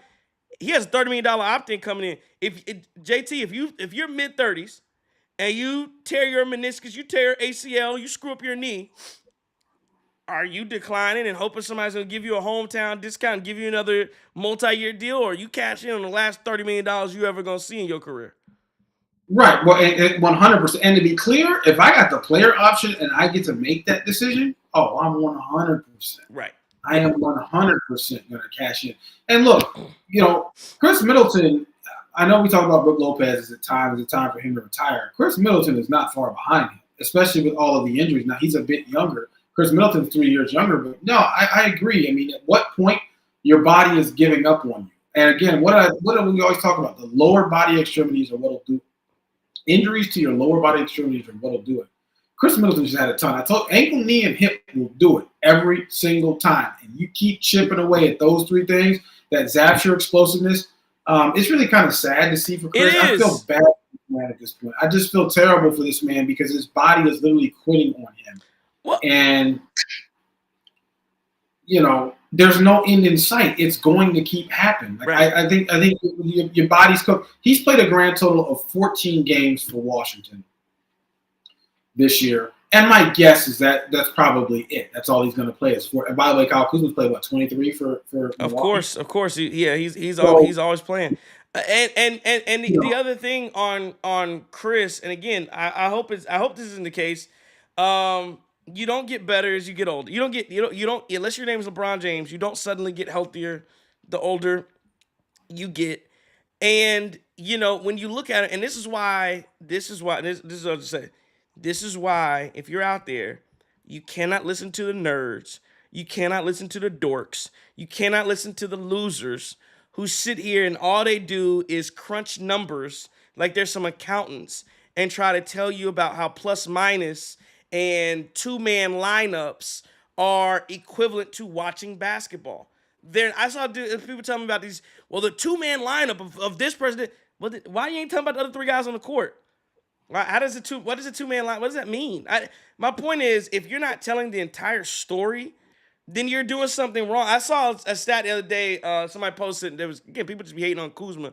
I saw a stat the other day talking about how Kuzma was like 11th on the team in net rating. You know who was ninth on it for since the deadline? You know who was ninth on the team in net rating, JT? Ninth on the Bucks. Who would you get? Give me a guess as to who you think is the ninth worst player on the team. Who would that be? Ninth. Pat? No, Damian Lillard. That's why the stat makes no sense. It was you can't sit here and touch. Damian Lillard, since the deadline, is ninth in net rating. If your stat that you're trying to tell somebody is saying that Kyle was 11th and you're, oh my God, he sucks, worst player of all time, and that same stat tells you that Damian Lillard is 2 spots in front of him, then I question the stat. And my point about that is this. I'm not even trying to get into Kyle. I'm not trying to get. My point is, because those same stats will tell you Chris Middleton plus minus and this, that, and the third, while he's only playing 10, 15 minutes, but whatever. My point is, use your eyes. And your eyes told you, I don't give a damn about your plus minus. I don't give a damn about your per 36, your VORP, your LeBron. They have some stat called a LeBron. They got like a Raptor. I don't know what the hell any of that means. If I'm watching you play and I'm looking at you and I can tell you can't run, you can't move, you can't slide your feet laterally, your numbers don't do they don't move me when I'm watching you. And again, for the very last time, nobody was asking for Kyle Kuzma. And here's the other thing. This is why. So Todd says, why would he go on medical retirement even if he can't play? I don't know what that's. I think they're talking about Damian Lillard. But my point is on Chris. If you're watching all of that take place and you see it, we see it, we all see it. The people, because again, what's happened now is you've seen people shift away from Chris Middleton being the issue about the trade, and now it's we lost AJ Johnson. Well, the Wizards GM saw it too. And they said, there's no way in hell we're taking on Chris Middleton.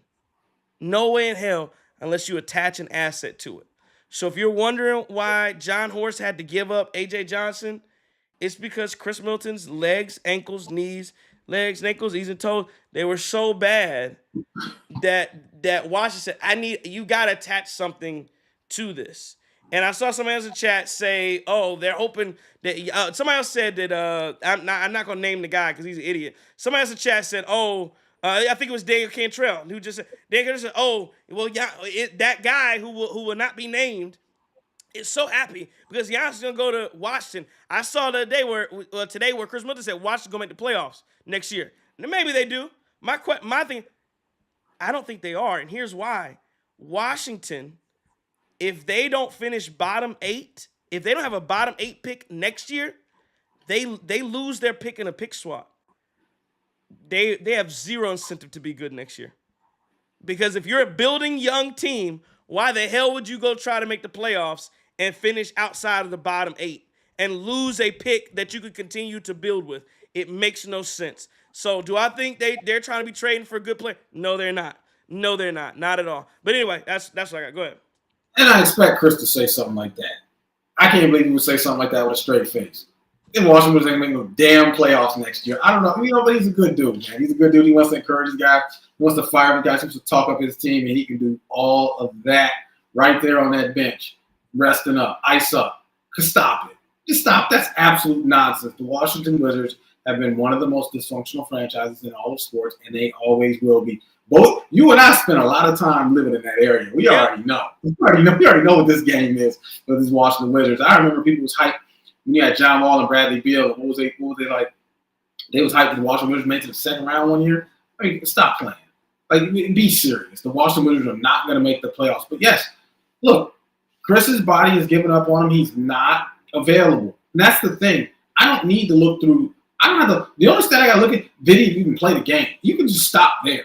Did he play the game? All right, you don't need to look at nothing else. I think, and I'll say this. This is my last time saying this too. I'll say this. It's not an indictment on who Chris is as a person. It's not an indictment on what Chris did as a player for this franchise. He has, certainly cemented himself as being one of the most valuable players of this franchise. There's no question about that. As a Buck, he played a large role in the Bucks getting that 2021. I'm not taking that away from him. The whole thing, though, was where is Chris Middleton at this point in time? Because at the time, we are in win-now mode. This is why we have the topic. This is why we're in this situation. We're in win-now mode. This is why we fired Adrian Griffin, because this is our moment. This is our moment to try to go get a ring. Unfortunately, A.J. Johnson, everybody saw he had talent. Nobody thought he could help you right now. Everybody, that's the issue. We did not need another guy that needed to bounce between the G League and the team, barely on the roster, that could not help us now. So we said, you know what, let's just part ways with it. I'm okay with that.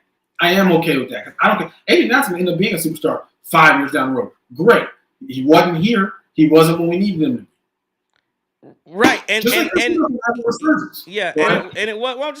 really wasn't a good pick when he made it, because you're trying to get a win now guy, and it was a pick for a project player. So it really just wasn't a good pick. Todd, I agree. Yeah, if they get Cooper Flagg, now they might be cooking with some gas, because he's a dog. But yeah, it just, again, I think I hope for the best, because this is the thing.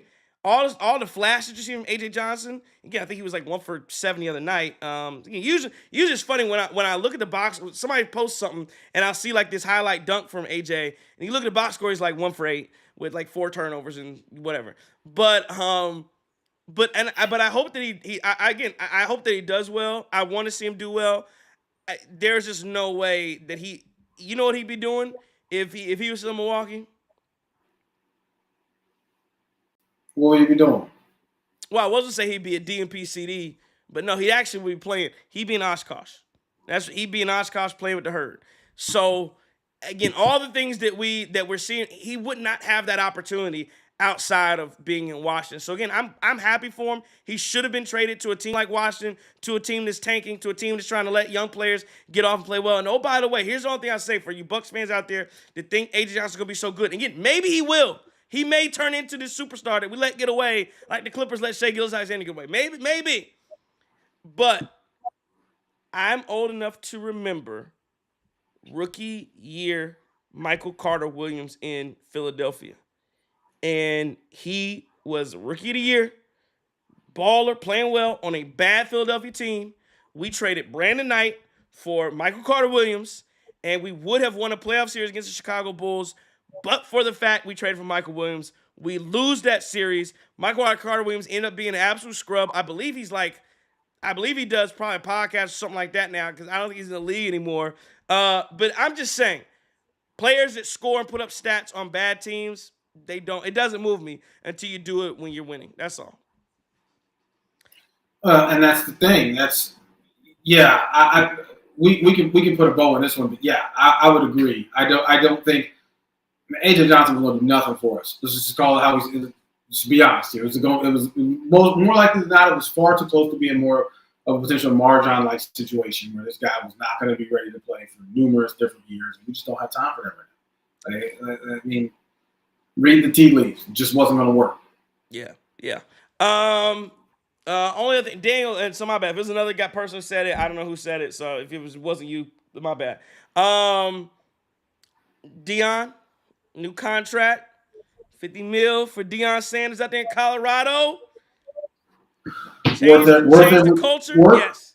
Well, worth every penny for a couple of reasons. One, you can talk about championships, you can talk about all that other stuff and say, well, he hasn't won it, he hasn't won it. Okay, well, he hasn't.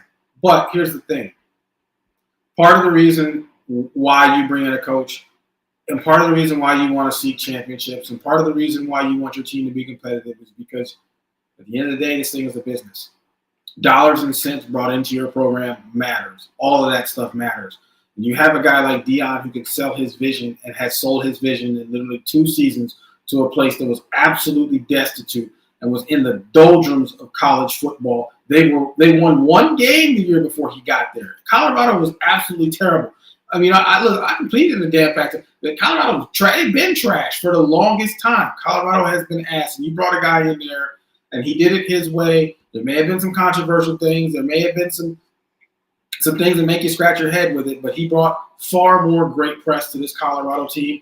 He looks like he's trying to start building a juggernaut. It takes a bit of time, even in the portal era. Deion's done a great job. I think to put him in the top 5 highest paid coach, absolutely. Because here's the thing. You have to pay him like that because next year, if Deion doesn't, and this program of Colorado wins another 8 games or they look good, one of the big boys is going to come knocking, and you better hope you can even get anywhere near the ballpark that they can, because I think somebody's going to offer Deion probably 12, 13 mil after this next year if the job open up. Oh, I'm with you. I think I'm with you. You're right. I think the first step was for Colorado. To your point, he puts them on a national scene, makes them relevant. I think some people are probably skeptical because they're thinking, okay, you pulled the Heisman Trophy winner, and you had your son who's a very good quarterback. And I think there's some, but again, and so is it worth it to Colorado because he's already done that and he brought them from Jackson State over? 100%. Now the question is, can he recreate that magic? Because it was new and it was fresh 3-4 years ago. Now it's what he's gonna do. And Todd says college quarterbacks getting $5-6 million. You're right. And the other thing about that the deal he got, he also negotiated for the Colorado's NIL collective. They had to up their money in the NIL game as well. So they are going to be. They have a war chest that they will be competitive. They got a huge. They flipped the quarterback from USC, I believe, for their freshman this year, who may or may not play. I think they got a transfer from Liberty in. Who I guess I don't know who's going to win that quarterback competition, but again, if he can turn that around, like you said, JT, let them get 8-9 wins again. Well, and that's the thing. Like and maybe it's not even maybe 7 wins. Look, I'll tell you right now, my money's on the University of Florida backing up the Brinks truck and going absolutely crazy. Things not looking great. Napier has not been great down there, and he certainly hasn't played up to Florida standards. I mean, listen, coach of the Florida standards, they have all the money in the world. Deion Sanders is a Florida boy. Why would you naturally try to go get, especially, I don't think Napier's buyout is that high. I think it really significantly drops next year. Why wouldn't you go after somebody like Deion Sanders? Because, by the way, Deion is doing all this in Colorado. That is not a football hotbed. That certainly is not. I mean, yes, there's some talent in Colorado, but it's not like it is in Florida or somewhere else. You telling me Deion Sanders in the Sunshine State wouldn't go crazy? Yeah. I mean, recruiting, yeah. And so I see he's the 4th highest paid coach in college football today, behind Kirby Smart, Ryan Day, and Dabo Sweeney with 10.8 million. So that's a big number for Deion, and like you said, well deserved. And well deserved, because you know how much money he's making for Colorado. I mean, you think about it. Think, nobody going to them games. Look, listen, man. Let's just keep this thing a buck here. What did Colorado have before Deion? Mountains. I'll tell you what: snow, legal weed, and blondes and brunettes. Right. That's all Colorado had before. So before you brought Deion out there, it wasn't nothing else to offer in Boulder. What were you gonna do? I mean, seriously, just keep this thing a buck. And it was probably the weed thing long before it was legal. But you get my point there. Like, that's all Colorado had. You weren't thinking about Colorado football. You weren't at all. Colorado football was an automatic dub for anybody who was. I mean, they won 1 game. Yeah, that's damn near an automatic dub. So to bring him in here and see what he's done and to rejuvenate, they said Deion brought in over $100 million in revenue in his first month or 2 there at Colorado coaching. Man, you got to cash that man out. You got to pay it. You 100% do. He's the best thing that's happened to Boulder in a very long time. Yeah, 100%, 100%. JT, I know we got orange T's and Q's in the morning, 10 to noon. Anything else you want to get to? Look around. Are you ready to? We are just past 12:14 in the a.m. On a Friday night, heading into Saturday morning. Anything else you want to get to? Look around. Bucks play again Sunday against the Atlanta Hawks. Looking for another win. Anything else you want to get to, JT? Man, you know what? As of right now, I think this LeBron James, Stephen A. Smith thing is getting a bit goofy. I think that it's really sad to see these two grown men. It doesn't make a lot of sense to me. It seems like LeBron James was sensitive about his son, and I understand that, but you kind of put him in this situation and had to know what's going to come with it. Stephen A. Smith is doing a bit of a world tour. He's showing you why he's getting paid $20 million. He's showing his value right away. He's got a lot of people tuning in. He's got a lot of, by the way, he's got LeBron James doing shows on the ESPN. I mean, look, I get it. I just think it's silly. I wish it didn't have to be this way. But, look, sometimes beef for a short period of time can be entertaining. And really for a long period of time, the Kendrick Drake thing, because folks are still turning up over this. But, I just, it is a bit sad. I think they're a bit old to be doing this, but I get it. Yeah, we talked about this a little bit before, but yeah, I think that it's silly. It's silly this Stephen A. and LeBron thing, and I think that I think Bron got his panties in a bunch when Stephen A. said the as a father thing. But again, when you look at the comments, they really weren't, outside of saying as a father. I mean, the comments really weren't that bad. And again, I go back to it. LeBron brought LeBron brought his son into it.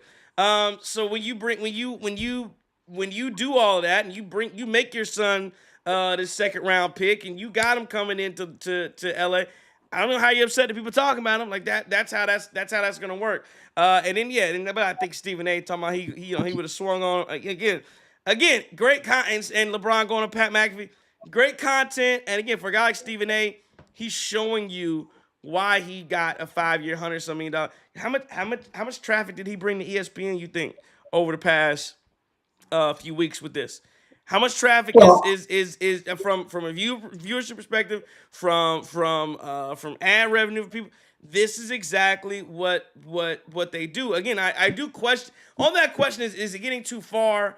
The lines get blurred because again, there was this back in the day.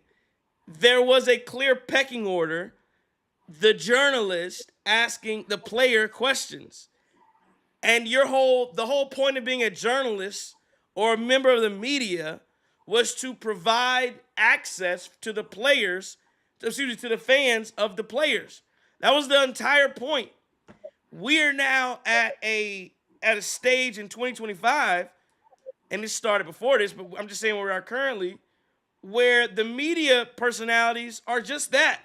It's not that their job is solely to give you the access to player and fan.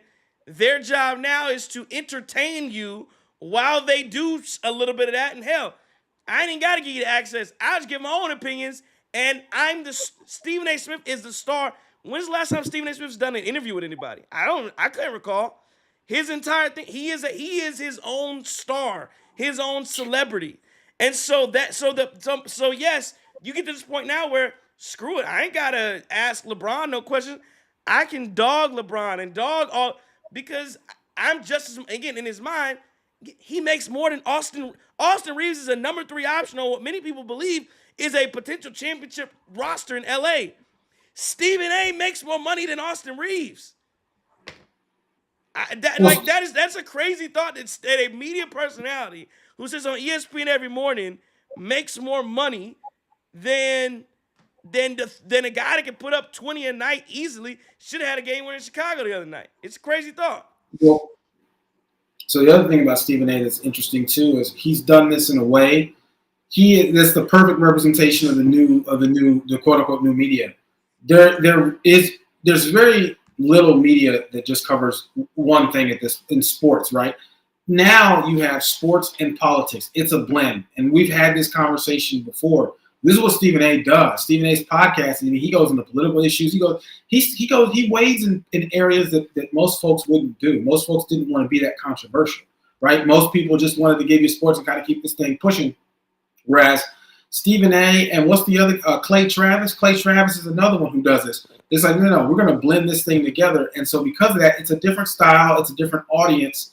And he's become more outspoken. And listen, if you cover people politically and you do all this stuff to do, that may make you a bit more interesting as a sports guy, right? Because you're going to get a level I think you're going to become a bit more bold in the things that you say and the things that just because you get your experience is a bit more diverse. So, no, Stephen A. certainly is carving a lane for himself. I think a lot of people are going to follow him, quite honestly. I think there's a lot. I think there's a bit of a demand for some people when it comes to sports and politics. Now, it gets weird because people say, well, if they don't like your politics, then maybe not. But I think generally speaking, what he's doing is working at this point. He certainly is. And it's interesting. He's got a lot to say. I wonder if this ends with LeBron going on his show and then having it out. I'm curious if that eventually I don't think it does because he had the opportunity. He goes on Pat McAfee to try to stick it to him. See, I don't know. I don't think anytime soon LeBron is looking to patch things up with Stephen A. Smith, but we'll see. 116-107, Bucks lose to the New York Knicks tonight. They have the Atlanta Hawks on Sunday.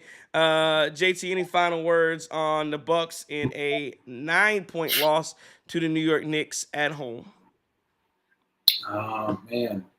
Again, we got to figure this thing out. We got 9 games left.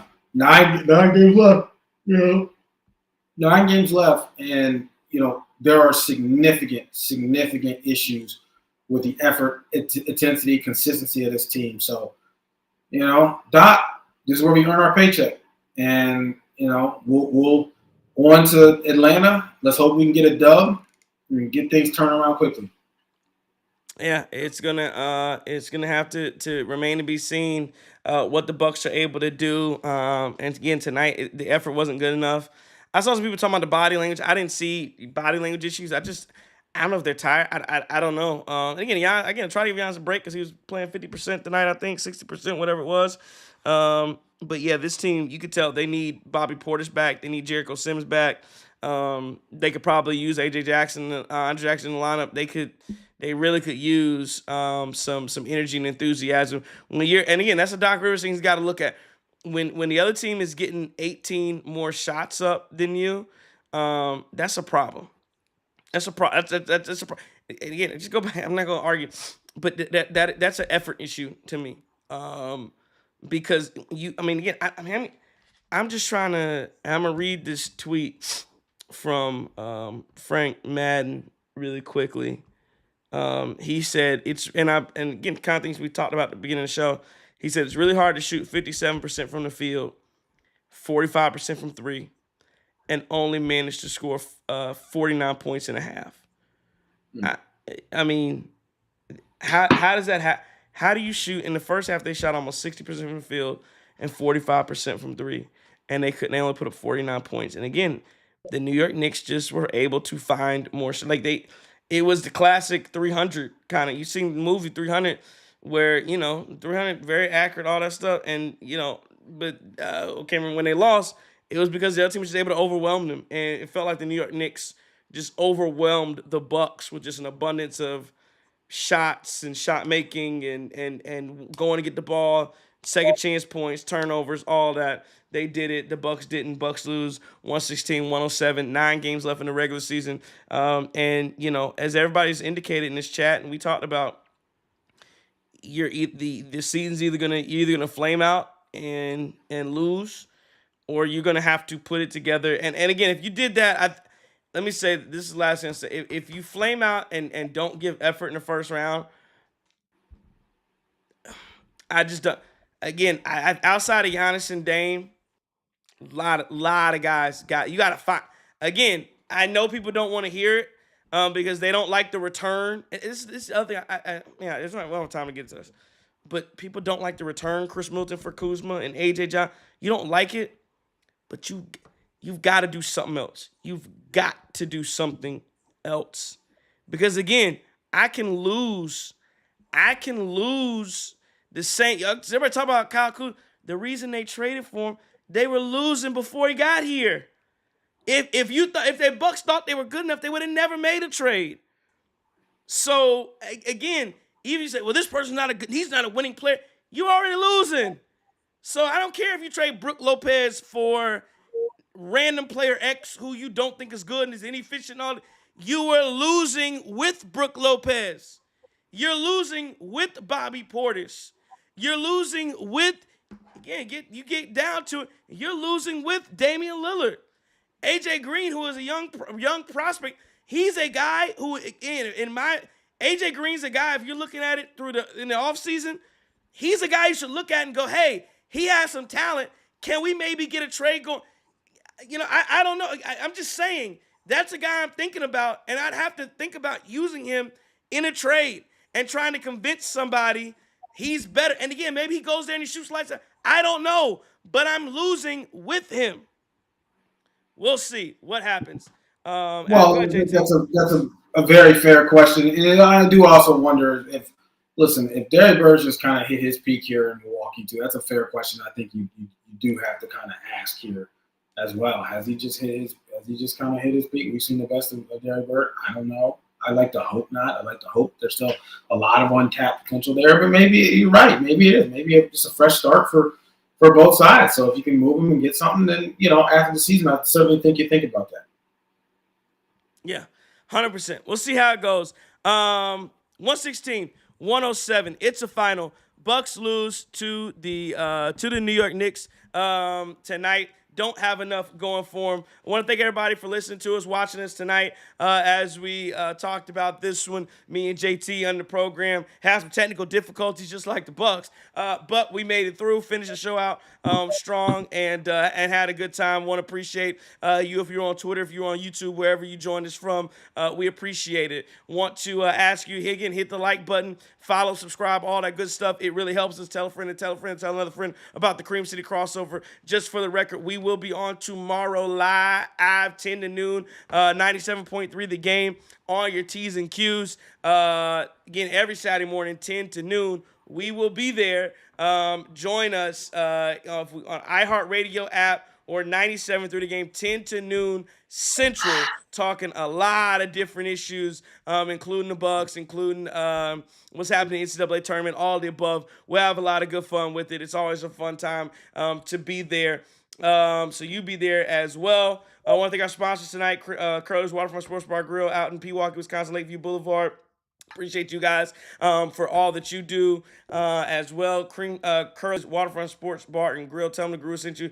Tell them the Cream City Crossover sent you. Proud sponsor of the Cream City Crossover. Todd is on it. Who is the Q? Q's gone. Q's gone. That's what happened to Q. But you ain't been around in what, 4 years? Yeah, 3 years now? Yeah, we really need to rebrand this thing. You need to rebrand it, but hey, he was good. Good found what do you call founding partner of the On ETs and Qs was my guy Q. Good guy. I think his dad still has season tickets. To be honest with you, I think he still shows up to games. Just not as big a presence. I think he got in trouble. Let me stop. Let me stop. My bad. You? Damn, let me stop. My bad. I see. We start talking. I forget we lie. Yeah. We talk about that. I forget we on there. My bad. Nah, good guy though. No joke. Good guy.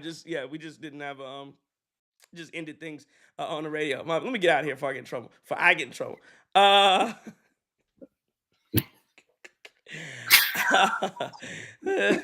This has been a Cream City Media Group production from the Guru Trey Crosby III. And for the record, again, be on the lookout. I will say this, and JT, you alluded to earlier, big interview that we did today. That's going to drop. I believe it's going to drop probably Sunday or Monday. We'll start dropping the breadcrumbs for it tomorrow. So again, we had a lot of fun. I want to appreciate that. And again, if you check that out, I think you'll enjoy it. A lot of good takes on there as well. Bucks legend, like you said, Bucks legend. We got an interview with. And again, it's fun. Love it. Cream City crossover. Oh, if you want, please check out as well There's Cream City crossover baseball edition, Milwaukee Brewers. Justin is leading that effort, that charge. So there should be a video that drops on that as the Brewers lost to the Yankees yesterday. They play again tomorrow. So we'll be dropping content. Always be dropping. ABD is what we do. Wait a minute. Like, so did you just like? Yo, I feel like if we was gonna debut a show, maybe we should have said that at the beginning of this. Like, hey, we got. Cream City crossover has. Now we got the baseball podcast. Like, man, all right, we good. Yeah, I forgot to got to the end. Just dropping that at the end where everybody got to go to bed. My bad. Yeah, y'all see it though. Well, again, a lot of content coming your way. Always join us at Cream City crossover. What I already said it, but I'm gonna do it again. This has been a Cream City Media Group production for the Group Trails Third. Jay-Z. If I am your enemy, it's only because I dared to tell you the truth. Don't take no wood nickels. Courage. I ain't got my rock. Can't find it. Oh, hold up.